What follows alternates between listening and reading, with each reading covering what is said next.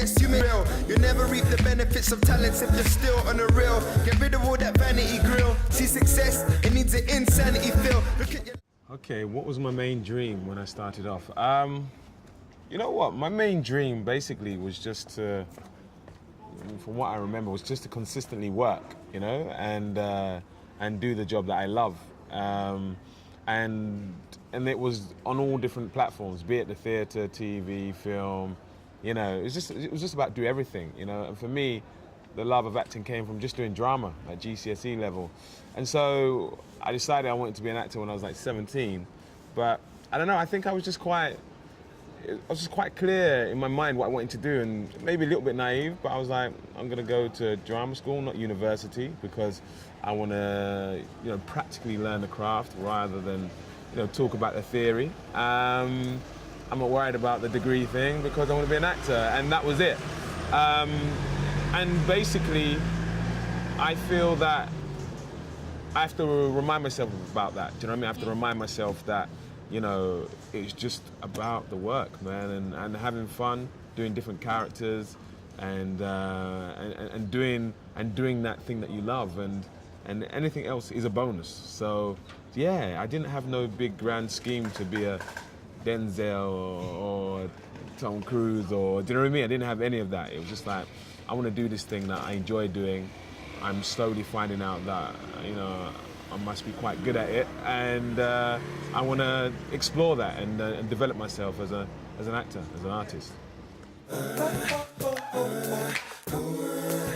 My expectations when I started off in the industry, I expected it to be very, very difficult. Do you know what I mean? I was quite aware that, you know, 90% of actors are unemployed. It's very competitive.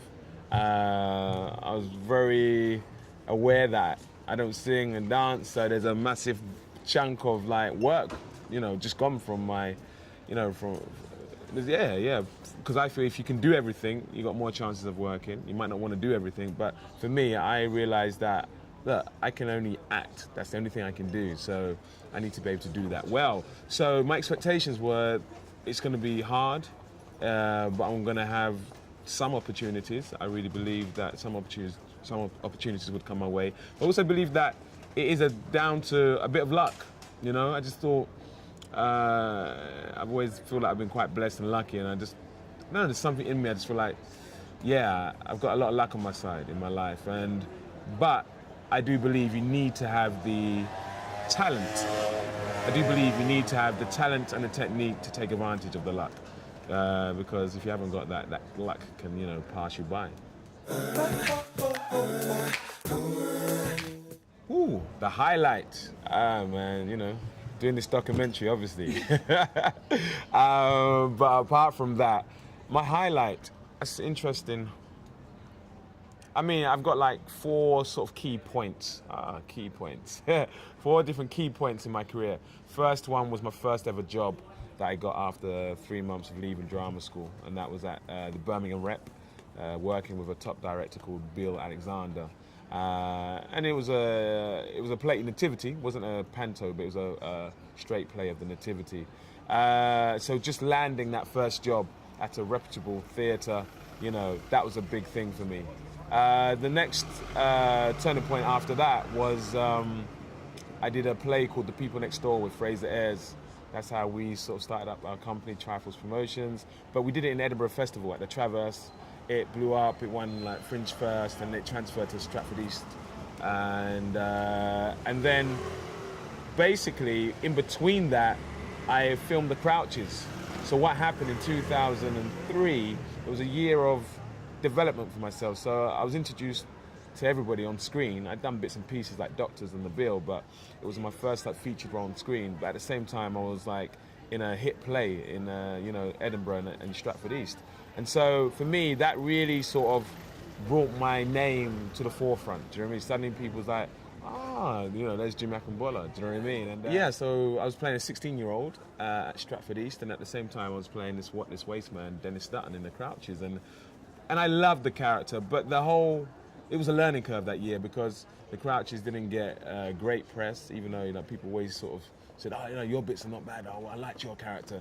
But it was, when I act, I like to be part of the whole project. So, I did learn about you do take projects personally, and sometimes you need to not take them so personally. You can love your project, but if someone's going to rip it apart and not enjoy it, you need to sort of just let that go, let that wash off your back. But so that was a learning curve, you know what I mean? Because I felt like 50 Cent, man. It was like, why did you do that, man? Why did you let them write that? I was like, look, guys, I'm just an actor, man. This is my break. I'm trying to execute what's been written. Actually, I like what's being written. I don't think it's that bad. I think it does need work, though, and isn't it about supporting it and so it stays around like something like My Family? But so that 2003, and then the next massive point, I could have probably done this in two key points, but was 2005. I did Blue Orange, and it's a great play by Joe Penhall. Chiwetel did it at the National, then Sean Parks, and then I did it at Sheffield Crucible.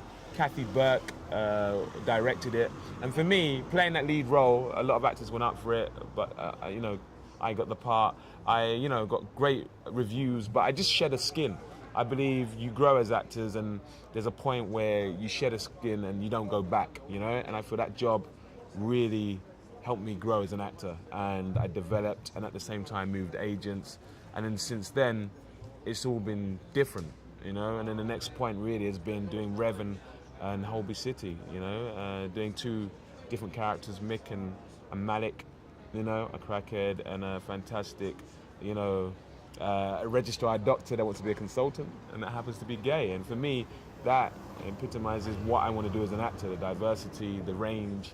I don't mind. If I feel a part in the project, I'll do it. There's some actors that they've got different process. They will look at the big picture and they might like, I don't want to be seen in something like that. But for me, I go with my gut instinct. I'm an instinctive actor, and I will continue to be that. And so yeah, they're my key points. I probably could have done that in two, but Have I ever thought about quitting? No, never. For me, when I got into the business, the Cupid theatre arrow hit me. The Cupid theatre arrow hit me, and I just had a clear vision. I was like, I'm going to go to drama school, I'm going to get an agent, and I'm going to work. And I've been blessed and lucky that it's worked out that way. And I've had hard times. I did a film called Anansi with Naomi Harris. It was her first film as well. We were both the leads in it. And I went from being an ensemble actor at the National Theatre on the Olivier stage, playing demons and monkeys, to being a lead actor on a feature film, going around the world to Germany, Ghana, and Morocco and stuff like that. So for me, I was like, this is great. This is a massive upgrade. I ain't gonna look back from here. This is the start of things to come. Got back to the UK. I didn't work for about 7-8 months. I've actually been telling people for the last few years that it's been a year because it felt like a year, but I didn't work for 7-8 months, and that was hard. That was really hard. I was like driving mopeds in Knightsbridge, delivering pizzas. You know what I mean? It was hard. No work was coming in. But what it made me do, instead of quit, it just made me push harder. I just said to myself, I don't want to be doing this. I'm almost killing myself on the road, because in the summer it's lovely when it's like this, but when it's raining, those bikes are not safe. And I said to myself, Jimmy, the next jobs you get, you've got to go in there and either land them, or you've got to get a recall, or you've got to get like some fantastic feedback. And then once I started putting that into my work, do you know what I mean? Having that process and having that minimum requirement for myself, things started changing. I got a job at Soho Theatre, just as where we are, called the Playing Fields, and then I jumped back on the momentum, because I believe as an actor, you keep on your momentum, there is a possibility you can just keep working for the rest of your career or for years. But once that ball drops, once the momentum drops, it is quite hard getting back on it again. And that's when I learned, for me, it's about work begets work. You land a job and you do your best in it, but at the same time you're ready for the next job, and you don't take your foot off the gas, and so that's what I've done. But I never thought about quitting. Never. But if I ever did, I'd probably be an agent. So I'd still be probably connected to the business, agent or a producer.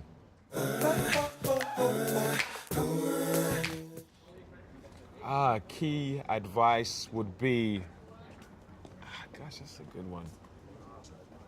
It would be,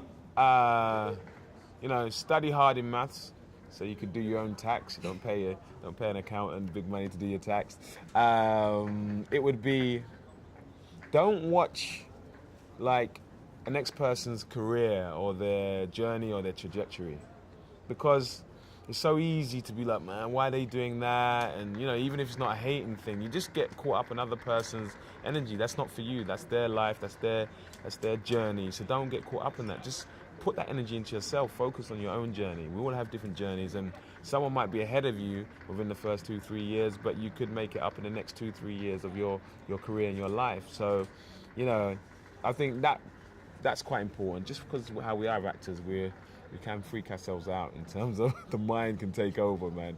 It's like, put down that chimp, man. You know what I mean? The chimp mind thing, don't let that fool you. And the other thing would be accents. It'd be great if, I reckon it's important to be told to learn at least 4 accents, and one of them be an American accent. Kill or be killed, I say skill or be real. You'll never reap the benefits of talents if you're still on the real. Get rid of all that vanity grill. See success, it needs an insanity feel. Look at your life, who decides? Yes, you make decisions, swallow your pride, scuba dive, jump into position, see the signs, just do it right. Course up in your mission, you and I, do or die.